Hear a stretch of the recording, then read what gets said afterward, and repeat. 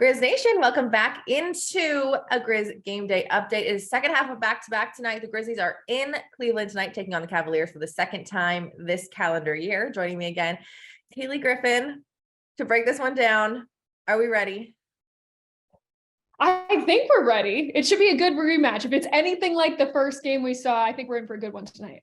Yes, I hope everyone remembers that one. It was a 1-point game. The Grizzlies pulled that one out back in January, February. It's February now. Yeah, 2 weeks ago. I know. Yeah. January, like mid-January. It was a really, really good game. It was during the Grizzlies 11-game win streak, so they had that swagger in them. It was at home. Now they got to go into Cleveland and kind of hope to take over that one and get back on that winning side. They're coming off of a loss last night against Portland. So let's talk about this one. I want to go. Okay, first, Desmond Bane for the Grizzlies is questionable. Danny is questionable. Adams is out, and John Conchar is out. So I think my first question to you, Cayleigh, is with Steven Adams out, he was the only player for the Grizzlies when we matched up a couple of weeks ago. I don't even know what month it is. Am I losing it, Cayleigh? He was the only player to have double-digit rebounds. And now Mobley had 15 rebounds. What do you think that changes for them coming in, knowing that they're not a great rebounding team, bottom 5 in the league in rebounds, but this does kind of open up a hole where they could potentially thrive in that category? Yeah, I think the Cavaliers' game plan is going to be to establish their bigs early on between Evan Mobley and Jarrett Allen. This is something that they have tried to grow into as the season has progressed, because when they do get those guys going early, it honestly opens up the floor for Donovan Mitchell, Darius Garza, like Karis LeVert coming off the bench. It gives them an opportunity, because then you have to narrow in on the paint presence as well. So I think with Steven Adams out, that is going to be a target for the Cavaliers here tonight. He also, Steven Adams, 6th in second chance points. The Cavaliers are first in opponent second chance points, but he had arguably the most important second chance point in that last game to get the win. So the Cavaliers are probably not going to be too upset to not see Steven Adams on the other side here tonight, but I definitely expect that they will look to go inside to Mobley and Allen early on. So you named 2 guys, and that's important that you named 2 because everyone scored in the last game. Out of the 10 guys who started, 5 on each team, 9 of them hit double digits. That 10th guy had 8 points, so 1 basket away. The interesting thing, though, to me is that the bench, so the Grizzlies outscored the Cavs bench 30-18. Only 1 guy out of all the guys had double-digit scoring. That was Santi Aldama. But the Grizzlies rely so much on their depth. But it's interesting now because if guys are out, obviously that bench is shortened. What does that mean about the second unit tonight? How important is it going to be?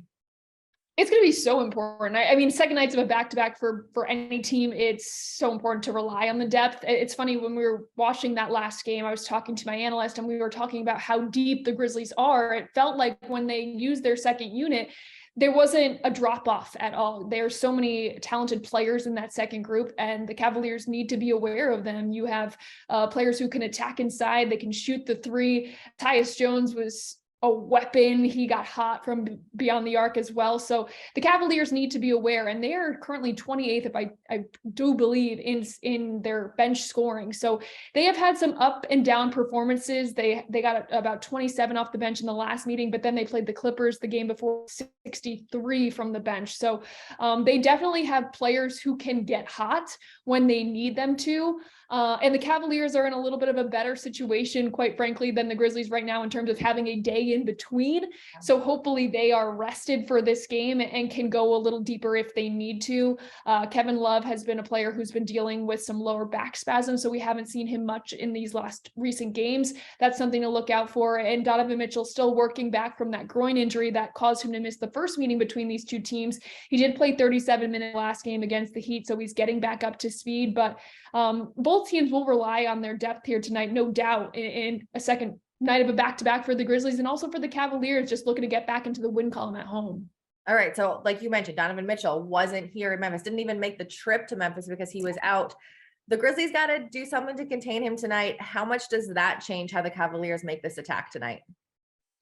I think it plays a big role. Obviously, they had to rearrange their entire style of play the last time that they faced the Grizzlies because there was no Donovan Mitchell. Now they have an extra weapon, an extra scorer. I believe that this Cavaliers knows that he's going to draw a lot of attention. So that does open up the floor a little bit more when he drives. It gives shooters that space. He can get into the can shoot the ball as well. He can't leave him open from three. So I'm curious to see. Don has been in a little bit of a shooting slump the last few games. He's, I would hope to say, due to break out. So something to look out for. I know Grizzlies fans don't want to hear that. Cavaliers fans certainly hoping that happens here tonight. But I think if we've seen anything from Donovan Mitchell this season, he is putting up career numbers here in Cleveland. He is going to be an all-star starter back at Lake City. So he's certainly capable of getting hot. And it's going to play a big role, I think, in the Cavaliers game plan tonight. All right, Cayleigh, the last thing I want to ask you is something that we talked about just before we started recording, but it's so interesting to me because we've only seen the Cavs once. I only have a little bit of homework to go off of, but the Grizzlies are top 10 in scoring. The Cavs bottom 5. The Grizzlies are top 2 in rebounding. The Cavs bottom 5. The Grizzlies top 2 in fast break points. The Cavs bottom 10. And yet that game we played, obviously the scoring there was a 1 point difference. So that didn't really matter. The rebounding was 1 rebound difference. The fast break points was exactly even. What is it about this Cavs team do they just kind of play up to opponents? Do they play the other style? Like what's going on there? It is interesting, and it's something that JB Bickerstaff has preached throughout the season, is trying to find consistency from this group. It's a young group. It's a team that's trying to acclimate Donovan Mitchell into the mix still in it. And I know it's hard to say and put in perspective when we're over 50 games into the season, but they've dealt with injuries, they've dealt with illnesses. So trying to get their team whole has been hard to do this season. They are not a high scoring team typically. That's just how they played this season. They play at the slowest pace in the NBA, so they like to slow things down. They like to try to get teams out of sorts in terms of playing into their style, playing in the half court, which does take away some scoring opportunities just because they like to play so slow.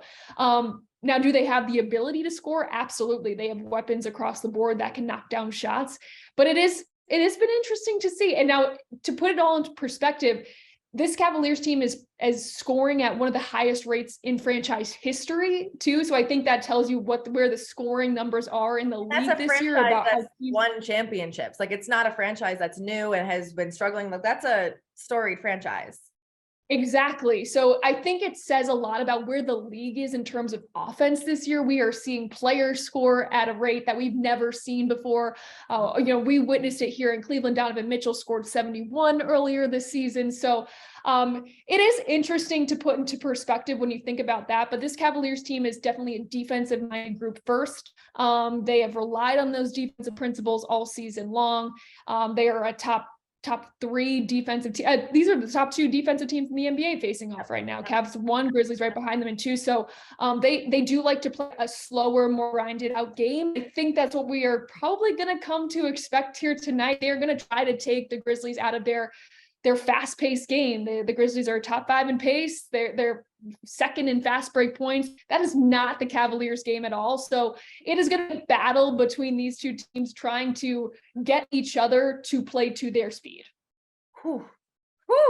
This is a fun matchup because it is very much like knock on wood, say what you want to say. Like it's 2 young teams that have championship caliber playing against each other, East, West, like let's go. 2 stars, Donovan Mitchell, John Morant. The first time we're going to see John. What could be more exciting?